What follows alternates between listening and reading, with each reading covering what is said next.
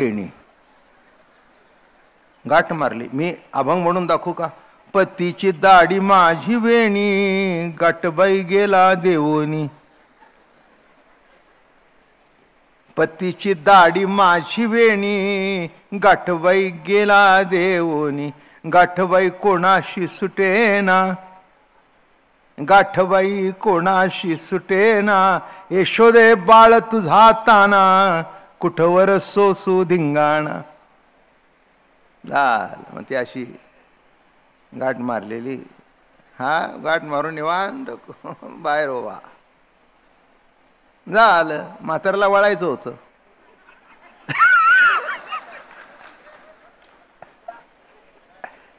तिला इसका भरला. ते म्हणले वय झालं जरा, काही कळतं का नाही? केस कशाला ओढता? अगं म्हणला लाज वाटते का तुला? माझी दाढी तू ओढतेस. कळलं का तुम्हाला? खेळतो येण्याची खेळावा. नाही, विचार करा तुमच्या आयुष्यात असा प्रसंग आला काय होईल? काय गंमत आहे की नाही? काय आणि पहिली 5 मिनिटं भांडणीच का. शेवटी सुना आल्या दिवा घेऊन. ते काही बटन दाबायचं नव्हतं. बाई तर गाठ बांधली. आता पूर्वीच्या सुना हसता येईन.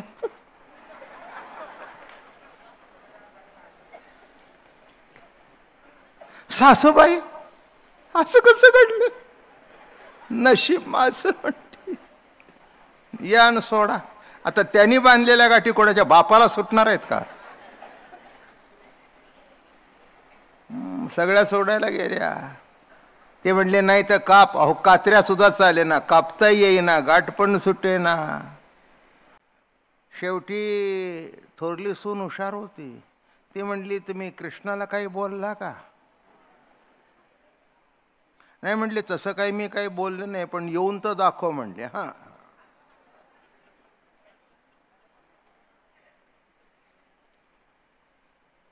सासूबाई वाईट वाटून घेऊ नका. त्या निमित्ताने त्याचा हात तुमच्या अंगाला लागलाय. केवढ्या भाग्यवान आहात तुम्ही. कशाला वाईट वाटून घेता? पण फजिती आली ना. ते म्हणले राहू दे तुझा त्याचा हात. आता हे काय झाले ते बघ. आणि विचार करा हे दोघांच्या याच्यामध्ये एका फुटा. आता रस्त्याने कसं चालावं? याची दाढी तिची वेणी. ते म्हणले हे तसं नाही, तिथे गेल्याशिवाय सुटायची नाही गाठ. कळलं का?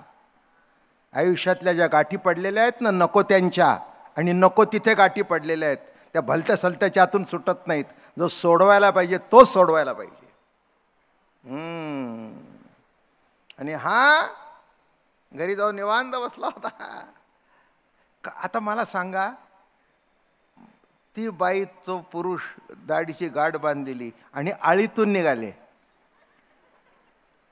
काय घडलं असेल? किती फोटो निघाले असतील.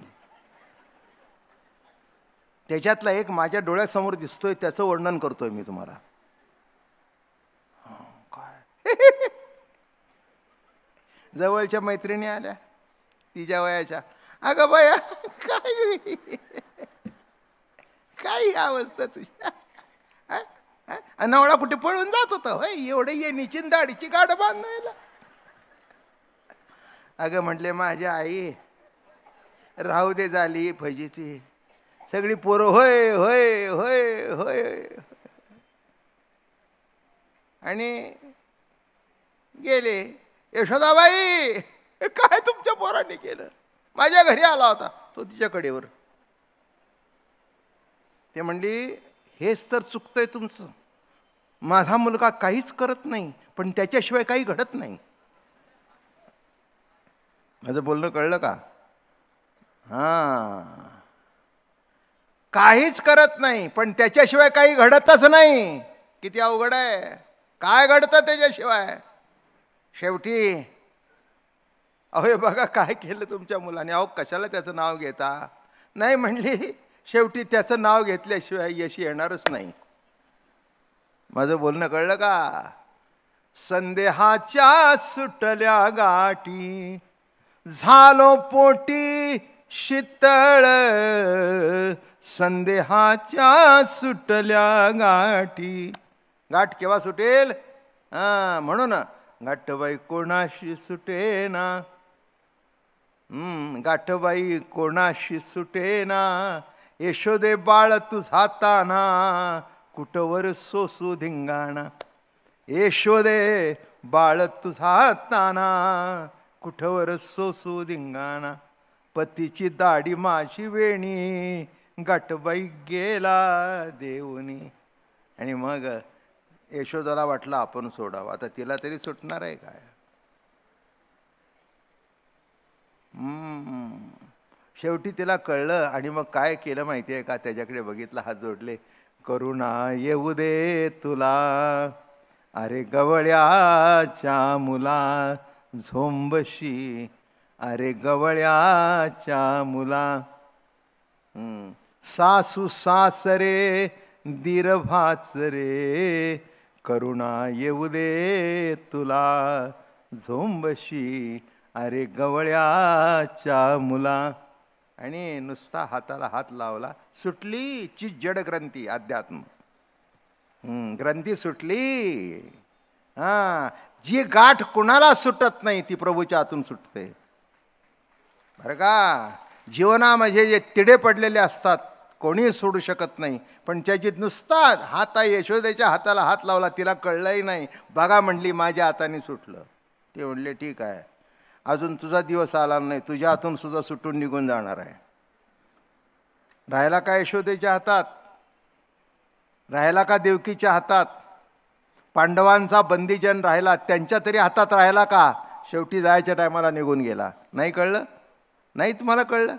शेवटी जायच्या टायमाला निघूनच जाणार आहे तुमच्यातून सुद्धा आणि माझ्यातून सुद्धा.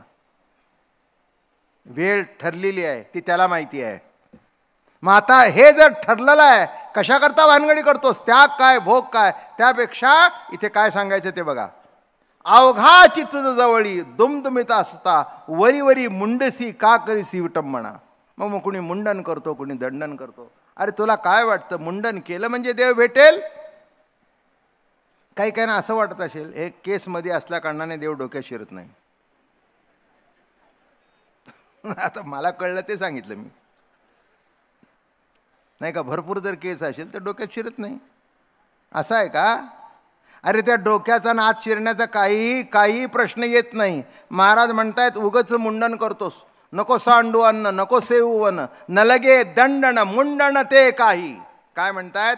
न लगे दंडन मुंडन ते काही, साधनाची नाही अटाटी. दंडन नाही, मुंडन नाही, फक्त संताचे संगती मनोमार्ग गती. आणि त्यावेळेला श्रीहरी तुला आकलन होईल. अवघाची तुझ जवळी दुमदुमित असता, वरी वरी मुंडसी का करीसी विटंबना. उगीच विटंबना का करून घेतो?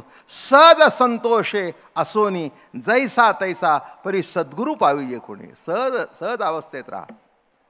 हे बघा, काही करायची गरज नाही, फक्त जी सहज अवस्था आहे ती कशी आहे ती जाणायला शिका. तुझं आहे तुझं पाशी, परी तू जागा चुकलाशी. सहज बघा, बोलणं सहज, बघणं सहज, ऐकणं. एक सांगू का, जेव्हा ऐकणं कमी येईल तेव्हा यंत्र लावावं लागेल, पण आत्ता सहज आहे. आत्ता काही खटपट आहे? ऐकण्याकरता काय केलं? यांनी स्पीकर लावलाय का शेवटच्या माणसापर्यंत जावं. बरोबर आहे, पटलं मला. पण कानात जवळ बोलून सुद्धा ऐकायला जात नाही. ऐकणं सहज आहे, तिथपर्यंत ऐकण्याची किंमत करत नाही. मी नेहमी सांगतो, ज्या वेळेला ऐकणं येत नाही ना तेव्हा माणसं सांगतात ऐकायला कमी येत होतं, पण पोरांनी इम्पोर्टेड मशीन आणून दिली 40,000ची. 40,000च्या मशीनची एवढी किंमत आयुष्यभर फुकट ऐकलंस, त्याच्याबद्दल कधी ऐकलंस का या कानाने? नाही का? ही रोजची जी प्रवचन आहेत, ज्यांनी कान दिले त्याच्याबद्दल त्यांनी दिलेल्या कानाने त्याची स्तुती ऐकावी. काय? त्यांनी दिलेल्या कानाने त्याची हे बघा, माझ्या आयुष्याचा अनुभव सांगतो. श्वास